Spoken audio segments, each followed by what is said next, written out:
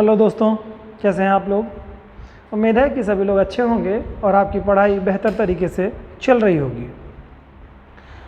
आइए पढ़ाई के सिलसिले को और आगे बढ़ाते हुए हम लोग एक नए चैप्टर की तरफ अग्रसर हो चुके हैं। आज का जो हम लोगों का टॉपिक है वो वोल्केनो है, ज्वालामुखी। इसके बारे में हम लोग देखेंगे। साथ ही साथ मैं आपको बता देना चाहूँगा कि आप लोग अपनी स्टडी के लेवल को और थोड़ा बेहतर करिए, क्योंकि वर्तमान समय जो है वो कंपटीशन का दौर है और कंपटीशन टफ होता जा रहा है। प्रत्येक परीक्षाएं 2 चरणों में होने लगी हैं। जैसा कि अभी आप लोगों ने देखा, हाल ही में पेट के एग्ज़ाम हुए। पेट के एग्ज़ाम में आपसे जो देखा उससे एक सीख आपको लेनी चाहिए कि अब कॉमन एंट्रेंस एग्ज़ाम एक होगा किसी भी परीक्षा के लिए, देन फाइनल मेंस एग्ज़ाम अलग होगा, यानी कि प्री और मेंस हर परीक्षा में अब होने लगा है। पेट से यही पता चल रहा है आपको कि अब UPSSC के थ्रू, यानी कि जो भी समूह के तौर पे आने वाली परीक्षाएं, यानी कलर के लेवल की सारी परीक्षाएं भी अब 2 चरणों में होने लगी हैं। इसके पहले कि केवल लोक सेवा आयोग या संघ लोक सेवा आयोग की परीक्षाएं ही 2 स्तर में या 3 स्तर में हुआ करती थी, लेकिन वर्तमान समय में समूह की परीक्षाएं भी 2 लेवल की होने लगी हैं। पेट एग्ज़ाम एक तरह से प्री लेवल होता है और फिर इसके बाद का जो एग्ज़ाम होगा वो आपका सेकेंडरी लेवल का एग्ज़ाम यानी मेंस का एग्ज़ाम होगा। तो स्नातक परीक्षाओं का स्तर थोड़ा बढ़ता चला जा रहा है। तो आप लोग किसी भी परीक्षा की प्रिपरेशन कर रहे हो बच्चों, चाहे वो 1 दिवसीय परीक्षा हो, चाहे वो आपकी संघ लोक सेवा आयोग या राज्य लोक सेवा आयोग की कोई कमीशन से कोई परीक्षा हो, दोनों के लेवल में बस थोड़ा सा अंतर इतना है कि उस जो आयोग की परीक्षाएं हैं उसमें आपको थोड़ा मेंस लिखना पड़ता है, डिस्क्रिप्टिव समझ थोड़ी होनी चाहिए, वरना प्री का स्तर कुछ दिनों बाद बहुत ज़्यादा अंतर का नहीं रह जाएगा। लगभग करीब में बराबरी की स्थिति में चल रहा है और धीरे धीरे बराबर भी हो जाएगा। अगर बराबर नहीं रहेगा तो लगभग करीब में 60% क्वेश्चंस के रेशियो सभी परीक्षाओं के कॉमन हो जाएंगे। यानी कि अगर हम आयोग की बात करें, UPSC की बात करें, या हम स्टेट लेवल की परीक्षाओं की बात करें, यानी स्टेट PSC की बात करें, तो उसकी 60% परीक्षाएं जो क्वेश्चंस होंगे वो लगभग 1 दिवसीय परीक्षाएं यानी पेट वगैरह के जैसे ही लगभग हो जाएंगे, या लेखपाल की या सेक्रेटरी या इस तरह की जो भी परीक्षाएं जो मेंस की होंगी पेट के, उनके इक्विवेलेंट हो जाएंगी। तो यानी कि कहने का मतलब 60% जो आपका कंपटीशन का जो लेवल है प्री का, वो लगभग सभी का कॉमन है। और डिपेंड ये करता है कि जो सिविल के फील्ड से जाने वाले उनको 40% एक्स्ट्रा पढ़ना पड़ेगा, वही डिटेल करना पड़ेगा। तो कॉमन तौर पे आप दिमाग में रखिए कि ये जो कॉमन चीज़ें आप पढ़ रहे हैं वो आपकी हर परीक्षा के पॉइंट ऑफ व्यू से इम्पॉर्टेंट है। हम लोगों ने इसी को ध्यान में रखते हुए आयोग पे पूरी तरह से फोकस कर रहे हैं। साथ ही साथ इसमें सारी आपकी 1 दिवसीय परीक्षाएं यानी पेट वगैरह के एग्ज़ाम जो हैं, जो प्रत्येक वर्ष में 6 महीने में शायद गवर्नमेंट कराएगी। अब आगे देखिए क्या उनकी रणनीति रहती है, वरना प्रत्येक वर्ष तो होगा ही पेट का एग्ज़ाम। जैसे बीएड वालों का टेट का होता है एग्ज़ाम, बीएड BTC वालों का, उसी तरह से आप लोगों का पेट का एग्ज़ाम होगा। तो आप लोग इसको कंटिन्यू बनाए रखिए। हम लोगों ने जो आप लोगों के लिए व्यवस्था की है वो व्यवस्था यही कर रखी है कि आपको हिंदी भी, रीजनिंग भी, मैथ की क्लासेज, इंग्लिश की क्लासेज आपकी और सारे सब्जेक्ट्स की क्लासेज, GS की तो आपकी मिल ही रही हैं क्लासेज, प्रोवाइड आपको कर रहे हैं। तो आप लोग इसको बेहतर तरीके से देखिए जैसे कि आपका आगामी एग्जाम क्लियर हो सके। आइए आज हम लोग वोल्केनो के बारे में देखते हैं। वोल्केनो होता क्या है, पहले थोड़ा इसके बारे में देखते हैं। वोल्केनो के संदर्भ में अगर आप देखेंगे बच्चों तो क्या होता है वोल्केनो, मतलब ज्वालामुखी। ज्वालामुखी है क्या, तो आप जानते हैं कि पृथ्वी की आंतरिक संरचना के संदर्भ में जो टॉपिक आपने पढ़ा होगा तो उसमें आपने देखा होगा कि पृथ्वी के जो भूपर्पटी है इसके नीचे का एक लेयर ऐसी पाई जाती है जिसमें जो तरला अवस्था में है, ठीक है, एस्थिनोस्फीयर जिसे मंडल कहा जाता है हम लोग जानते हैं। तो वह जो मंडल है वह तरला अवस्था वाला मंडल है, यानी कि वहाँ पर पृथ्वी के दबाव के कारण से एक मैग्मा आपको मिलता है, एक तरह से कहिए पृथ्वी का वह हिस्सा जो कि एक लिक्विड रूप में है, ठीक है। तो जो लिक्विड वाला हिस्सा है पृथ्वी का, उसकी संरचना के संदर्भ में अगर हम लोग देखेंगे बच्चों तो वहाँ पर हम लोगों को ये दिखाई देगा कि पृथ्वी की जो हमारी आंतरिक संरचना है, थोड़ा मैं इस पर आपको बता देना चाहूँगा कि पृथ्वी के बारे में, हालांकि हम लोग आगे देखेंगे, ये पृथ्वी का आंतरिक एक कोर होता है, कोर है। इसके बाद का जो ये ऊपरी वाला हिस्सा है ये भूपर्पटी है आपका, इसके बीच का हिस्सा जो है आपका मेंटल है, और ये आपका कोर है, और ये आपका भूपर्पटी है। यानी कि ऊपरी परत, पृथ्वी की ऊपरी परत। तो आप इसको ऐसे मान लीजिए, पृथ्वी है, पृथ्वी की जो भूपर्पटी जिस पे हम लोग खड़े हैं, यानी जो हम जिसे पृथ्वी का सरफेस कहते हैं, यानी कि तल कहते हैं, पृथ्वी का जो तल है, ऊपरी तल, ये लगभग करीब में कहीं 35 किलोमीटर और कहीं पे समुद्री क्षेत्रों में लगभग 5 किलोमीटर 10 किलोमीटर ऐसे ऐसे रेंज में मिलता है। तो अधिकतम ऊंचाई इस भूपर्पटी की यही है। इसके नीचे की जो परत मिलती है इसी लेयर में, कभी हम लोग उसको पृथ्वी की आंतरिक संरचना जब पढ़ेंगे तो वहाँ पे हम लोग जिक्र करेंगे। तो एक परत इसमें मिलती है नीचे वाले हिस्से में जाने पे, ऊपर मतलब भूपर्पटी के नीचे ले जाने पे एक जो है तरल मैग्मा वाली अवस्था मिलती है। उसमें होता क्या है कि उसमें सारे पदार्थ जो है लिक्विड अवस्था में होते हैं। और पृथ्वी के अंदर बहुत, जैसा कि आप लोगों ने लास्ट जो वीडियो देखा उसमें देखा आप लोगों ने पृथ्वी की में जो निर्माण हुआ है उसमें तत्वों के बारे में देखा। तो लगभग 2000 प्रकार के तत्व पाए जाते हैं, जिनमें 48 प्रकार के तत्व महत्वपूर्ण हैं, जिनमें से 8 बहुत महत्वपूर्ण तत्व हैं। ठीक है, इनके बारे में आप लोगों ने देखा। फिर उसमें से 6 जो तत्व थे वो इम्पॉर्टेंट आपके थे।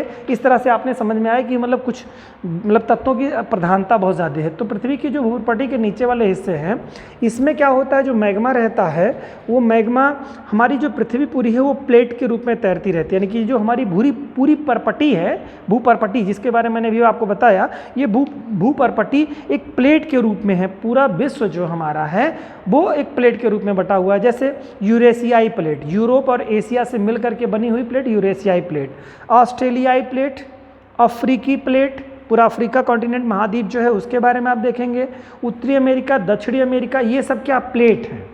इनके बारे में, प्लेट के बारे में जब हमने वीडियो बताया उसमें बताया है, और आगे आप लोगों को और भी बताएंगे। तो वहाँ प्लेट से संदर्भित जब बताएंगे बातें तो वहाँ प्लेट के बारे में पूरी आंतरिक संरचना उसकी बताई जाएगी। पूरी प्लेटें क्या हो रही हैं, ये एक मैग्मे की तरह से ये धरातल पर मतलब उस मैग्मे पे तैर रही हैं सारी प्लेटें। और प्लेटें बहुत बड़ी साइज में है, पूरा जैसे यूरोप और एशिया ले करके बहुत बड़ा यूरेशियाई प्लेट, यूरोप और एशिया से मिल करके, अफ्रीकी प्लेट यानी पूरा अफ्रीका, और इसमें कहीं कहीं महासागर भी लेकर के, केवल स्थल मंडल की बात नहीं हो रही है। ये जो प्लेट हैं, जैसे अगर आप लोगों ने पढ़ा होगा थोड़ा सा डीप में तो देखा होगा कि आपने अटलांटिक महासागर में देखा होगा अटलांटिक कटक, मध्य अटलांटिक कटक के बारे में देखा होगा। कटक मतलब होता है मतलब पहाड़ी, तो पहाड़ी जो या पर्वत कहिए, पर्वत शिखर, जब समुद्र के अंदर कोई पर्वत शिखर होता है तो उसे कटक कहा जाता है। ठीक है, तो ये क्या होता है कि यानी कि अटलांटिक महासागर को अगर आप देख रहे होंगे, दिमाग में अपने ले जाइए अटलांटिक महासागर के अगर पश्चिमी हिस्से में जाएंगे आप, ठीक है, पश्चिमी हिस्से में जाएंगे तो उत्तरी अमेरिका और दक्षिणी अमेरिका मिलेगा, और अटलांटिक महासागर के अगर पूर्वी हिस्से में जाएंगे तो यूरोप और आपका अफ्रीका आपको दिखाई देगा। ठीक है, ये हिस्सा मिलेगा आपको। तो ये जो आपका बीच में जो दिखाई देता है, ये जो महाद्वीप, एक तरह से कटक जो दिखाई देता है, मध्य अटलांटिक कटक जो आप जैसे कि नाम से जानते हैं, ये कटक निर्माण कैसे हुआ। एक्चुअली ये सारी जो प्लेटें हैं ये मूवमेंट करती हैं, और प्लेटें जब मूवमेंट करती हैं, प्लेटों की 3 तरह की गति होती है। एक तो एक दूसरे से दूर जाती हैं, एक तो एक दूसरे के पास आती हैं, या तो एक दूसरे के पैरेलल मूवमेंट करती हैं। ठीक है, ये सब गतियाँ जब हम लोग प्लेट वगैरह के बारे में पढ़ेंगे तो वहाँ देखेंगे। तो उस स्थिति में क्या होता है कि देखिए, जो हमारे प्लेट्स हैं, इन प्लेटों पे महासागर महाद्वीप दोनों स्थित हैं। तो अगर कोई प्लेट महाद्वीपीय है, इस पर मतलब स्थल वाला हिस्सा है, और कोई प्लेट महासागरीय है, और वो दोनों सामने सामने अगर मूवमेंट कर रहे हैं, उनकी गति सामने सामने की, मैंने 3 तरह की गतियाँ बताई। एक तो सामने सामने आते हैं, या तो विपरीत दूर, दोनों विपरीत जा रहे होते हैं, या दोनों पैरेलल चल रहे होते हैं। ठीक है, ये 3 तरह की गतियाँ होती हैं प्लेटों की। इनमें से अगर कोई मतलब प्लेट, भारी जो प्लेट होगी, मान लो, और भारी प्लेट कौन होती है, जो महासागरीय प्लेट होती है वो भारी होती है अपेक्षितया महाद्वीपीय प्लेट से। ठीक है, ओशियन प्लेट हमेशा भारी होती है कॉन्टिनेंटल प्लेट की अपेक्षा। ठीक है, तो ये क्या होते हैं, दोनों एक दूसरे जब एक दूसरे के सामने मूवमेंट करते हैं तो जो हैवी प्लेट यानी महासागरीय प्लेट है, महाद्वीपीय प्लेट के नीचे घुस जाती है, गमन कर जाती है। गमन जब करती है तो जो उसका हिस्सा, बहुत बड़ा हिस्सा जो नीचे जाके टूट करके, और जो मैग्मा वाले हिस्सा जिसमें चूंकि ये तैरती हैं तो इसका मतलब नीचे मैग्मा है, मैंने बताया आपको। तो वो जो मैग्मे वाले हिस्से में जब ओवरलैप करके घुस जाती हैं तो मैग्मा क्या करता है, नीचे ही जाता है, गलता है। मतलब वो जो गर्म वाले हिस्से में जब जाएगा तो ये जितनी भी मिट्टी या जिस तरह की जो भी जिस चीज़ से महाद्वीप बना हुआ है, बहुत गर्म वाले हिस्से में जाता है तो ये पिघल करके मैग्मा बन जाता है ये। और जब मैग्मा बन जाता है तो जितना तरलावस्था है, मतलब मैग्मा की जितनी अवस्था है वो हमेशा उतना ही कॉन्टिनेंट बना, वो अपने औसत बनाए रखता है। बात समझिएगा कि सारी प्लेटें अपने आप में तैरती रहती हैं, ठीक है। सारी प्लेट्स अपने, मैंने बताया ना कि जो 7 तरह की प्लेटें हैं, वो सारी प्लेटें मतलब 4 बड़ी बड़ी प्लेटें हैं, तो उसके बारे में कभी बात करेंगे बच्चों, उस पर आप लोग भ्रमित मत होइएगा प्लेटें कितनी प्रकार की हैं। तो बहुत सारे मतलब कई विद्वानों के अलग अलग मत हैं जिन्होंने बहुत सारे प्लेटों को क्लासिफिकेशन कर रखा है, ठीक है। वैसे मैंने आपको कुछ बड़ी बड़ी प्लेटों के बारे में बताया, जैसे अमेरिकी प्लेट बताया, उत्तरी अमेरिकी, दक्षिण अमेरिकी प्लेट बताया, मैंने अफ्रीकी प्लेट बताया आपको, मैंने आपको यूरोप एशियाई प्लेट बताया, ऑस्ट्रेलियाई प्लेट बताया। ऐसे बहुत मतलब बड़े बड़े प्लेटें, इसके अलावा कई हजारों की संख्या में आपको छोटी प्लेटें भी हैं, ठीक है। तो ये प्लेटें क्या करती हैं, इस मैग्मा पे तैरती रहती हैं, और एक प्लेट दूसरे प्लेट के नीचे जब गमन कर जाती है, क्यों गमन करती है, जो भारी प्लेट होगी वो निचली प्लेट के नीचे गमन कर जाती है, ठीक है। दबाव होने के कारण से जो भारी होगी वो नीचे घुस जाती है और हल्की प्लेट ऊपर उठ जाती है। जैसे अभी आप देखिए हिमालय हमारे यहाँ है, हिमालय क्या है, भारत जो महाद्वीप था कभी, ये भारतीय महाद्वीप जो आपका हिस्सा बना हुआ है, ये भारतीय महाद्वीप कभी अफ्रीका महाद्वीप का हिस्सा हुआ करता था। अब ये क्या हुआ कि भारत जो है अफ्रीका के महाद्वीप से टूटा और ये गमन करता हुआ जो है अपना उत्तर पूरब की तरफ गमन किया, और गमन करते हुए आया जो ये आपका एशिया है, एशियाई प्लेट है, यानी कि जहाँ पर आप ये चीन वाला हिस्सा देख रहे हैं, तिब्बत वाला हिस्सा देख रहे हैं, या आप उसके आगे चले जाएंगे तो रूस वाला हिस्सा, तो ये यानी जहाँ पे हिमालय है, हिमालय के बाद वाला हिस्सा, ये पूरा हिस्सा अलग था और भारत महाद्वीप अलग है। तो ये जब टूटा तो ये गमन करता हुआ आगे आया, और गमन करने के कारण से ये जो हिस्सा आया, ये हिस्सा इसका पहले जल वाला हिस्सा था। यहाँ पे टेथिस भूसन्नति के बारे में आप लोगों ने पढ़ा होगा, वेगनर का महाद्वीपीय प्रवाह सिद्धांत मैंने बताया था उसमें। तो वेगनर के महाद्वीपीय सिद्धांत का मतलब है ये गमन करता हुआ आगे आया, तो यूरेशियाई प्लेट से, मतलब एक तरह से एशियाई प्लेट कहिए या यूरेशियाई प्लेट से, यूरेशियाई प्लेट कहिए, यूरेशियाई प्लेट से जो है अफ्रीकी प्लेट, जो भारत का अफ्रीकी प्लेट, जो भारत जो है अफ्रीकी प्लेट का हिस्सा था, जो टूट करके आके गमन करता है, और इसके दबाव के कारण ये घुस जाता है नीचे के हिस्से में, और हिस्से में जो यहाँ पर टेथिस भूसन्नति थी, तो उसके अवसाद दबने के कारण से मूवमेंट दोनों की तरफ, प्लेटें दोनों एक दूसरे से गमन करने के कारण से हिमालय का ये जो देख रहे हैं आप, एक वलित पर्वत का निर्माण हो गया। उसी तरह से मैंने बताया अटलांटिक महासागर के बीच में जो कटक है, वह भी क्या होता है कि जब 2 प्लेटें एक दूसरे से दूर चली जाती हैं तो बीच में गैप हो जाता है, तो नीचे मैग्मा ऊपर निकल आता है, ठीक है। तो मैग्मा का कुल टोटल हिसाब किताब क्या है कि अगर कोई प्लेट किसी प्लेट के नीचे गमन कर जाती है तो उसका बहुत बड़ा हिस्सा वहाँ पर पिघल करके मैग्मा में बढ़ोतरी कर देता है। तो मैग्मा में जब बढ़ोतरी हो जाती है तो मैग्मा कहीं ना कहीं फोड़ करके ऊपर निकलता है। मैग्मा कहीं ना कहीं अपने आप को बैलेंस, जो उसका नियत बैलेंस है, उसको उतना ही रखता है, और प्लेटें मूवमेंट करती रहती है, तो डेफिनेटली कोई ना कोई प्लेट किसी न किसी प्लेट के नीचे गमन करी जाती है, और गमन करेगी तो उसका मैग्मा जब पिघलेगा वहाँ पर तो वो ज़्यादा होगा, और ज़्यादा होगा तो जहाँ पर भूपर्पटी कमज़ोर पड़ेगी वहाँ पर वो तोड़ करके निकल जाएगा। और कमज़ोर कैसे पड़ती है, देखिए, जब भूपर्पटी के नीचे का जो हिस्सा है, यानी कि जो मैग्मा वाला हिस्सा है, कभी कभी यहाँ पर रेडियो एक्टिव तत्वों की प्रधानता बढ़ जाती है, अधिक हो जाती है, और जिन क्षेत्रों में रेडियोएक्टिव तत्वों की प्रधानता ज़्यादा हो जाती है तो वो आपस में क्रिया करने के बाद में एक प्लूम का निर्माण कर देते हैं, ठीक है। तो एक तरह से कहिए कि वो जो एक ब्लास्ट की ऐसी संरचना हो जाती है कि जहाँ पर बहुत तेज़ी से क्रिया होने लगती है ग्लोब में, एक तरह से कहिए नीचे मैग्मा में बहुत तेज, एक तरह से कहिए कि रेडियोएक्टिव तत्वों की प्रधानता होने के कारण से बहुत तेज क्रिया करते हैं, और वो क्या करता है कि नीचे जो हमारी भूपर्पटी है, इसकी नीचे की लेयर को काटने लगता है, काटता हुआ ऊपर की तरफ गमन करने लगता है। और जब मैग्मा ज़्यादा होता है और जब ज़्यादा रेडियोएक्टिव तत्वों की प्रधानता बढ़ जाती है कहीं पे, तो उसके ड्रिल करने की क्षमता एक तरह से कहिए बढ़ जाती है, और ड्रिल करने की क्षमता जब बढ़ जाती है तो उसे वही फोड़ करके वो बाहर निकल आता है। अब ये ड्रिल करने की जो क्षमता है, एक तो प्लूम के कारण से, मतलब एक रेडियोएक्टिव तत्वों की अधिकता के कारण से होता है, दूसरा प्लेटों के एक दूसरे से विस्थापित दूर जाने के कारण से भी होता है, एक दूसरे के गमन करने के कारण से भी होता है। कहीं पे भी जाएगा, मतलब अगर दूर गया तो दरार बनेगी, तो दरार में क्या होगा, जैसे सागरीय क्षेत्रों में कैसे मैग्मा उस रूप में निकला, जान लीजिए कि सागरीय क्षेत्र में जब 2 प्लेटें दूर होंगी एक दूसरे से तो मैग्मा ऐसे निकलना शुरू हो जाएगा। मैग्मा जब निकलेगा, ऊपर पानी रहेगा, तो पानी क्या करेगा, उसको ठंडा करता चला जाएगा, ठंडा करता चला जाएगा, ठंडा करता चला जाएगा, यानी कि वो ठंडा हो जाएगा।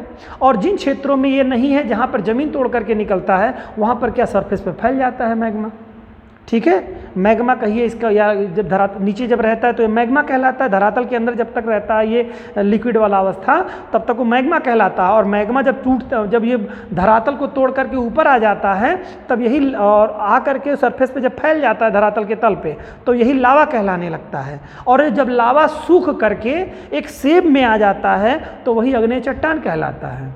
ठीक है, तो तीनों चीज़ें समझ में आई होंगी आपको। जब ये चीज़ें जो जिस पे प्लेटें तैरती हैं तो वो मैग्मा कहलाता है, और मैग्मा जब धरातल को तोड़ करके धरातल के ऊपर आ जाता है ना, धरातल पे जब फैल जाता है, किसी भी संरचना, फैलने का मतलब चाहे वो सीधे फैल जाए या एक तरह से संरचना का निर्माण कर दे, ठीक है, गुंबदाकार संरचना का निर्माण कर दे, ठीक है, तो वो जब जो भी होगा वो फिर जो चट्टान का निर्माण होगा वह आग्नेय चट्टानें कहलाएगा। ठीक है, तो आपको इतनी बात समझ में आ गई होगी कि मतलब ये ज्वालामुखी उद्गार होता क्यों है और कैसे ज्वालामुखी का उद्गार। इसी से रिलेटेड आपका क्या है, भूकंप वाला टॉपिक भी है, जो कि हम लोगों का अगला टॉपिक होगा, भूकंप के में हम लोग पढ़ेंगे उसमें। ठीक है, तो ये समझ में आ गया होगा कि तरलावस्था जो होती है, और तरलावस्था जब धरातल को तोड़ करके निकल के ऊपर आ जाती है तो मैग्मा कहलाता है, मतलब मैग्मा जब तोड़ करके धरातल को ऊपर आ जाता है तो लावा कहलाता है। ठीक है, और लावा फिर जब सूख जाता है ठंडा हो करके तो उससे निर्मित चट्टानों जो हो जाती हैं आग्नेय चट्टानें होती हैं।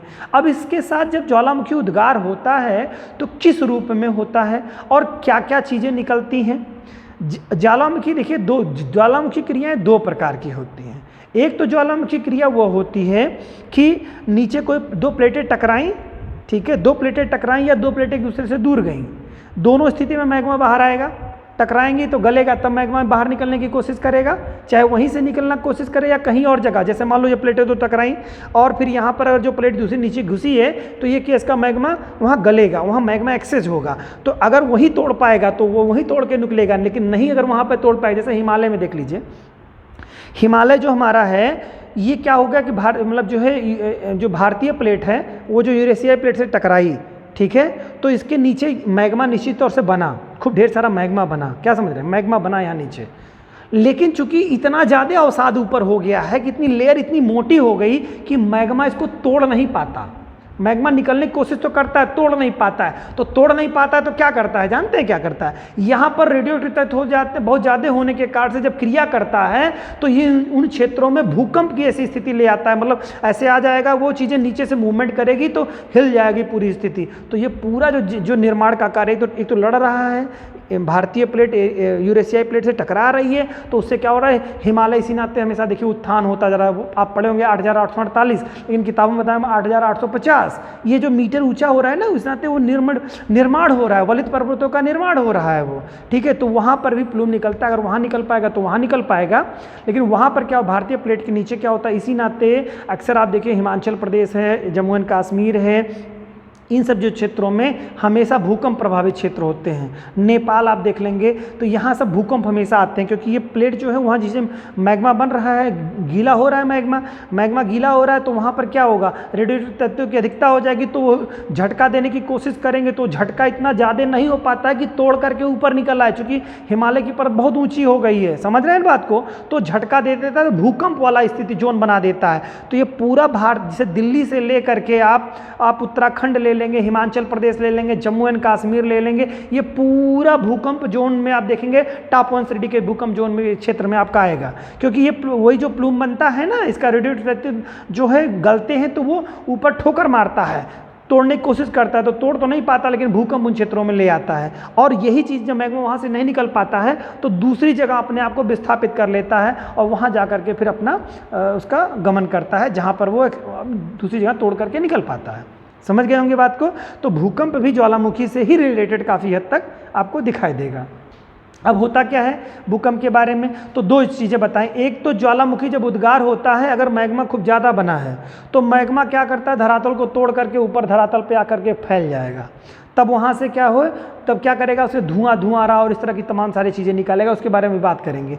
कभी कभी क्या होता है कि मैग्मा बाहर निकलने की कोशिश तो करता है, लेकिन भू परपट्टी के फाइनली ऊपर तोड़ करके नहीं निकल पाता है, यानी परपट्टी के दो ही हिस्से में रह जाता है। एक तो क्या, एक तो वहीं से निकल करके यानी पाताल वाले हिस्से में ही रह जाता है, या मध्यवर्ती हिस्से तक आ जाता है, लेकिन वो धरातल की भू परपट्टी को तोड़ नहीं पाता है। ठीक है, तो एक प्रकार का वह हो गया कि जिससे धरातल तोड़ के बाहर ना आ पाए, वो एक तरह की संरचना बना देता है, दूसरा एक धरातल को तोड़ के चला आता है। आइए इसको देखते हैं, कुछ और कॉन्सेप्ट समझने की कोशिश करते हैं। इसको जो कॉन्सेप्ट पे आते हैं अपने, इसको देखते हैं। देखिए ज्वालामुखी का तात्पर्य क्या है। ज्वालामुखी में क्या होता है, आप देखते हैं कि धरातल को तोड़ करके बाहर निकल आता है मैग्मा, तो मूल रूप से उसी को जानते हैं ज्वालामुखी, उसी को उद्गार कहते हैं। तो ज्वालामुखी से आशय उस छिद्र अथवा दरार से होता है जिसका संबंध पृथ्वी के आंतरिक भाग से होता है और जिसके माध्यम से तप्त गैस, ठीक है, जिसके माध्यम से तप्त गैस, तरल लावा, राख, जलवाष्प आदि का धरातल से निर्गमन होता है, ठीक है, यानी पृथ्वी के निचले हिस्से से धरातल के ऊपर आता है, ठीक है। अब ज्वालामुखी क्रियाएं अभी मैंने आपको बताया 2 प्रकार की होती हैं। एक तो धरातल के नीचे भूगर्भ में मैग्मा के शीतल होकर के जमने की प्रक्रिया होती है, जो कि अभी मैंने बताया। धरातल में क्या होता है, मैग्मा अंदर ही जमा होता है और कहाँ कहाँ जमा हो सकता है, या तो पाताल में होगा यानी बहुत नीचे पे होगा, और या होगा भूपरपट्टी के थोड़ा नीचे, ठीक है, मध्यवर्ती क्षेत्र में। तो वो आप लोगों ने वो जो पढ़ा हुआ चट्टानें, तो चट्टानों वाले टॉपिक में आपका था, वहाँ पे सुना होगा आपने।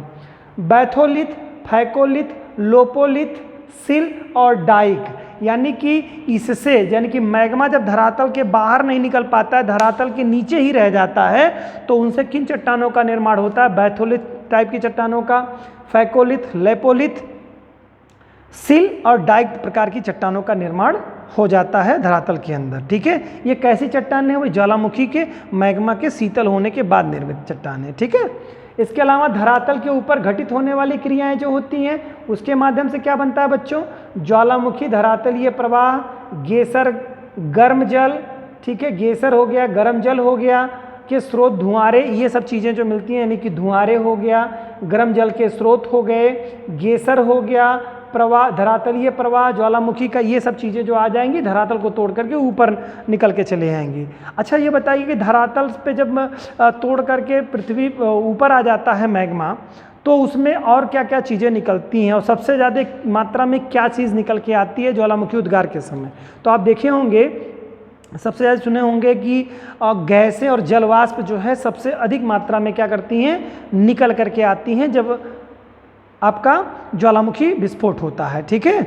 और इसमें से कितने परसेंटेज क्या होता है, उसके बारे में भी सारी चर्चा हम लोग करने जा रहे हैं। तो पहले जान लीजिए, गैस एवं जलवाष्प सबसे अधिक मात्रा में निकलता है, उसके बाद लावा निकलता है, ठीक है, उसके साथ विखंडित पदार्थ निकलते हैं, ये चीज़ें होती हैं, ये महत्वपूर्ण चीज़ें होती हैं, ठीक है। अब देखेंगे लावा जब निकलता है तो लावा 2 प्रकार का होगा, एक तो आपका अम्लीय होगा, दूसरा क्षारीय होगा, यानी कि एक एसिडिक होगा, और दूसरा बेसिक प्रकार का लावा होगा। तो पहले इसको देखते हैं। गैस, ये इससे क्वेश्चन आता है कि ज्वालामुखी उद्गार के समय सबसे ज़्यादा मात्रा में आपको क्या निकलता है ज्वालामुखी उद्गार के समय। तो कोई कहेगा मैग्मा निकलता है, कोई कहेगा आपको जलवाष्प है, कोई कहेगा आपका कि गैसें हैं, कोई कहेगा विखंडित पदार्थ है। तो क्या निकलता है, या धुआं है, क्या निकलता है। तो सबसे ज़्यादा मात्रा में अगर आप देखेंगे तो 60 से लेकर के 90% के मध्य में गैस और जलवाष्प, यानी सबसे ज़्यादा जलवाष्प की मात्रा आपको सबसे ज़्यादा निकल के आएगी ज्वालामुखी उद्गार के समय। ध्यान से सुन लीजिएगा इसको। देखिए बच्चों क्या है, ज्वालामुखी उद्भेदन के समय, ठीक है, सर्वप्रथम गैसें एवं जलवाष्प बाहर आते हैं। जब भी ज्वालामुखी टूटेगी तो वहाँ पर क्या, बड़े पैमाने पर क्या, जलवाष्प और गैसें बाहर निकलती हैं, तथा अन्य गैसों में, इन गैसों जो निकलती हैं, इन गैसों में सबसे ज़्यादा मतलब जो है मात्रा, यहाँ पे बाहर आते हैं, इनमें जलवाष्प की मात्रा जो है सर्वाधिक होती है। जो गैसें निकलती हैं किससे, ज्वालामुखी उद्गार वाले होल से जब निकलती है, तो सबसे ज़्यादा उसमें से जो गैसें निकलेंगी, गैसों में से 60 से 90% हिस्सा किसका, जलवाष्प का होता है, ठीक है। और दूसरे नंबर की जो गैस होती है वो कार्बन डाइऑक्साइड होती है, ठीक है। कार्बन की मात्रा सबसे ज़्यादा उसके बाद में होती है, कार्बन डाइऑक्साइड की मात्रा। देखिए तो सबसे ज़्यादा जो निकलता है वो 60 से 90% के मध्य में जलवाष्प होता है, अन्य गैसों में कार्बन डाइऑक्साइड है, फिर उसके बाद नाइट्रोजन है, फिर हाइड्रोजन है, फिर उसके बाद में हाइड्रोजन क्लोराइड है, फिर कार्बन मोनोऑक्साइड है, हाइड्रोजन फ्लोराइड है, हीलियम है, सल्फर डाइऑक्साइड है। ये प्रमुख गैसें हैं जो कि ज्वालामुखी उद्गार के समय निकलती हैं। तो ध्यान से आप लोग सुन लीजिएगा, क्वेश्चन में आपको आ सकता है कि ज्वालामुखी उद्गार के समय सबसे ज़्यादा मात्रा में कौन सी गैस निकलती है। तो सबसे ज़्यादा 60 से 65%, 60 से 90% के मध्य में जलवाष्प है, दूसरे नंबर पे कार्बन डाइऑक्साइड है, तीसरे नंबर पे नाइट्रोजन है, इसके बाद सबका क्रम आएगा हाइड्रोजन का है, हाइड्रोजन क्लोराइड का है, कार्बन मोनोऑक्साइड है, हाइड्रोजन फ्लोराइड है, हीलियम है, सल्फर डाइऑक्साइड। ये प्रमुख गैसें हैं। इसके अलावा बहुत सारी गौड़ गैसें भी निकलती हैं, लेकिन ये मुख्य गैसें हैं जो ज्वालामुखी उद्गार के समय निकलती हैं आपके। ठीक है, इसके साथ साथ और क्या चीज़ें निकलती हैं, विखंडित पदार्थ भी निकलता है। दूसरे नंबर का ये होगा, इसमें धुआं एवं धूल एवं राख से बने चट्टानी टुकड़े जिसे टफ कहते हैं, मटर के दाने के आकार वाले टुकड़े, कुछ इंच से लेकर के कई फीट व्यास वाले बड़े बड़े चट्टानों के टुकड़े जिन्हें बाम्ब कहते हैं। ठीक है, ये बात क्वेश्चन एग्जाम में पूछा है, कौन सा कि जब ज्वालामुखी उद्गार होता है और बड़े बड़े टुकड़े निकलते हैं तो उन्हें क्या कहते हैं, बाम्ब कहते हैं। ठीक है, बाम्ब। ठीक है, और चट्टानी टुकड़े जो मटर के दाने छोटे होते हैं उन्हें टफ कहा जाता है। ठीक है, टफ। कोणाकृत अपेक्षाकृत आकार के टुकड़े ब्रेशिया आदि बाहर धरातल पर निकलते हैं, यानी कि ये सब जो है निकल करके जब ब्लास्ट हो जाता है तो मैग्मे के साथ ये सब चीज़ें विखंडित पदार्थ निकलते हैं, यानी कि पहले गैसें निकलेंगी, गैस के बाद विखंडित पदार्थ वगैरह निकलेंगे। इसके साथ साथ आपको फिर लावा दिखाई देगा, लावा निकलेगा आपका। लावा मतलब वही मैंने बताया जो लिक्विड रूप में होता है, जब धरातल पे आता है फैलता है, लावा हो जाता है। इसमें देखिए, ज्वालामुखी उद्गार के समय भूगर्भ में स्थित तरल पदार्थ को क्या कहा जाता है, मैग्मा कहते हैं। जब मैग्मा धरातल पर निश्चित होता है यानी फैल जाता है तो उसे लावा की संज्ञा दी जाती है। धरातल पर लावा के ठंडा होने के बाद वह आग्नेय चट्टानों की उपमा धारण कर लेता है। सिलिका के आधार पर लावा दो प्रकार का होता है, एक तो अम्लीय, दूसरा क्षारीय, यानी एसिडिक लावा और बेसिक लावा। ठीक है, यानी कि धरातल पर जो लावा निकलता है, इनके दो क्लासिफिकेशन किए गए हैं बच्चों, एक तो एसिडिक लावा, दूसरा बेसिक लावा। ठीक है, यानी अम्लीय लावा और क्षारीय लावा। ये एसिडिक लावा के बारे में देखते हैं। इसमें क्या है, यह अत्यंत गाढ़ा एवं चिपचिपा होता है। ठीक है, एसिडिक लावा जो होता है वो अत्यंत गाढ़ा होगा, चिपचिपा होगा। ठीक है, इसमें सिलिका की मात्रा अधिक होती है। ध्यान से सुन लीजिएगा, एसिडिक लावा में क्या होती है, सिलिका की मात्रा अधिक होती है, अतः यह धरातल पर दूर तक न फैलकर क्रेटर के आकार का गुम्बदाकार शंकु का निर्माण करता है। अगर एसिडिक लावा है तो धरातल पे बहुत दूर तक नहीं फैल पाता है, बल्कि एक बड़ी ऊंची संरचना, शंकु के आकार की संरचना का निर्माण कर देता है। क्यों? क्योंकि इसका दूर तक ये मैग्मा गीला ना होने के कारण से, मतलब उतना गीला ना होने के कारण से कि पूरी तरह से फैल जाए, ये एक शंकु का निर्माण करता है। शंकु मतलब समझ रहे हैं ना, पहाड़ी के निर्माण जैसे निकलेगा यहाँ से, फिर धीरे धीरे स्टोर करता जाएगा, करता जाएगा, करता जाएगा, करता जाएगा, फिर एक ऊंची संरचना ऐसे बना देगा। ठीक है, तो एसिडिक लावा की एक खासियत है, ये शंकु का निर्माण करता है। इसके एग्जाम्पल पे देखेंगे तो इटली के स्ट्रोम्बोली जो ज्वालामुखी है वो इसका सबसे अच्छा उदाहरण मिलेगा, वो एसिडिक लावा से निर्मित ज्वालामुखी पर्वत है। ठीक है, फिर पाइडी डोम जो फ्रांस का है, यह भी आपका एसिडिक लावा से निर्मित ज्वालामुखी पर्वत आपको मिलेगा। ठीक है, अब हम लोग बेसिक लावा के बारे में देखते हैं। बेसिक लावा के में क्या होता है, यह क्या होता है, हल्का और पतला होता है। एसिडिक जो होता है वो क्या होता है, गाढ़ा होता है। ठीक है, और यह क्या होता है, हल्का होता है, पतला धरातल होता है, या शीघ्रता से फैलने एवं कम सिलिका युक्त लावा होता है। अतः इसे चपटा या सिल्ट शंकु का निर्माण होता है। जैसे मोनोलोवा शंकु हवाई द्वीप में, अमेरिका के यूएसए के हवाई द्वीप में मोनोलोवा शंकु जो है ये होता है। ये थोड़ा मतलब गीला होता है, आसानी से फैल जाता है। ठीक है, बस अंतर इतना, वो शंकु बना देता है एसिडिक लावा, और बेसिक लावा जो है थोड़ा फैल जाता है। ठीक है, इसके अलावा वर्तमान समय में बच्चों, अगला क्लासिफिकेशन है, वर्तमान समय में लावा मैग्मा तथा आग्नेय चट्टानों का वर्गीकरण रासायनिक एवं खनिज संगठन के आधार पर, जो है इसका जो क्लासिफिकेशन आग्नेय चट्टानों का किया गया है वह तीन प्रकार से किया गया है। फैल्सिक है, मैफिक है, अल्ट्रा मैफिक है। इसमें क्या होता है, जरा ध्यान से सुनिएगा। जिसे फैल्सिक जो है वो उसमें क्या होता है, फैल्सिक लावा में या चट्टानों में क्या होता है, इसमें सिलिका की प्रधानता अधिक होती है। ध्यान से सुन लीजिएगा, सिलिका की प्रधानता फैल्सिक में क्या होती है, सिलिका की प्रधानता अधिक होती है। खनिज क्वार्ट्ज और फेल्सपार की अधिकता होती है इसमें। ठीक है, क्वार्ट्ज और फेल्सपार की अधिकता होती है किसमें, फेल्सिक लावा में, ठीक है, क्वार्ट्ज और फेल्सपार की अधिकता होती है, सिलिका प्रधान खनिज होता है, ठीक है। ये सिलिका प्रधान खनिज क्वार्ट्ज एवं फेल्सपार की अधिकता इसमें पाई जाती है, ठीक है। और मैफिक में क्या होता है बच्चों, इस समूह में के खनिज में मैग्नीशियम तथा लौह तत्वों का, ध्यान सुनिएगा, मैग्नीशियम तथा लौह तत्वों का मैफिक में एग्जाम में पूछता है बेटा, बड़ा ही महत्वपूर्ण है, ध्यान समझिएगा। तो मैफिक मैग्नीशियम और लौह तत्व की प्रधानता इसमें पाई जाती है। सिलिका की अपेक्षा यह अपेक्षाकृत न्यूनतम होता है, जो रंग में गहरे होते हैं, जैसे पायरॉक्सिस, एम्फीबोस तथा आल्विन आदि होता है। अल्ट्रामैफिक में क्या होता है, फेल्सिक और मैफिक के मध्य के गुणों वाला खनिज अल्ट्रामैफिक में आते हैं, ठीक है। इसमें सिलिका और एल्युमिनियम की मात्रा अधिक होती है, तो ध्यान में रखिएगा, फेल्सिक और मैफिक के मध्य की जो चीज़ें होंगी वो अल्ट्रामैफिक में पाई जाती हैं, ठीक है। इसके बाद बच्चों हम लोग का बचा है मड वोल्केनो। क्या होता है, कीचड़, नाम मड मतलब समझते हो, कीचड़। कीचड़ में देख लीजिए, इसमें क्या, मड वोल्केनो ऐसी प्राकृतिक रचना होती है जिसमें से भू उत्सर्जित गैसें और कीचड़ नुमा गाद जैसे तरल पदार्थों का उत्सर्जन होता है। मड वोल्केनो पृथ्वी पर मौजूद टेक्टोनिक प्लेट को अलग करने वाले सीमावर्ती क्षेत्रों में या ज़्यादातर इसके आसपास पाए जाते हैं। USA, Canada, Taiwan, Italy, Iran, Pakistan, Romania, चीन, जापान, इंडोनेशिया, कोलंबिया सहित ये विश्व के अनेक देशों में पाए जाते हैं, परंतु भारत में सिर्फ अंडमान निकोबार द्वीप समूह, ठीक है, के बाराटांग नामक द्वीप में ये मड की वोल्केनो पाया जाता है हमारे यहाँ। और ये थोड़ी ध्यान देने वाली बात है, विश्व का सबसे बड़ा मड वोल्केनो जो है लूसी है, जो कि इंडोनेशिया में पाया जाता है। तो मड वोल्केनो मतलब कीचड़ वाला वोल्केनो हो गया, यानी कि इसमें तरल मैग्मा वगैरह ना निकल के बड़े पैमाने पे कीचड़ निकल के बाहर आता है, ठीक है। और ये कहाँ कहाँ पाया जाता है इसके बारे में बताइए, इसको आप एक बार देख लीजिएगा वीडियो। उम्मीद है ये चीज़ें आपको थोड़ी समझ में आई होंगी। आशा करता हूँ कि हमारी जो सीरीज़ है वो आप बच्चों को बहुत ज़्यादा उपयोगी सिद्ध होगी और समझ में भी आ रही होगी, ठीक है। आप लोगों ने इतना समय दिया इसके लिए बहुत बहुत धन्यवाद।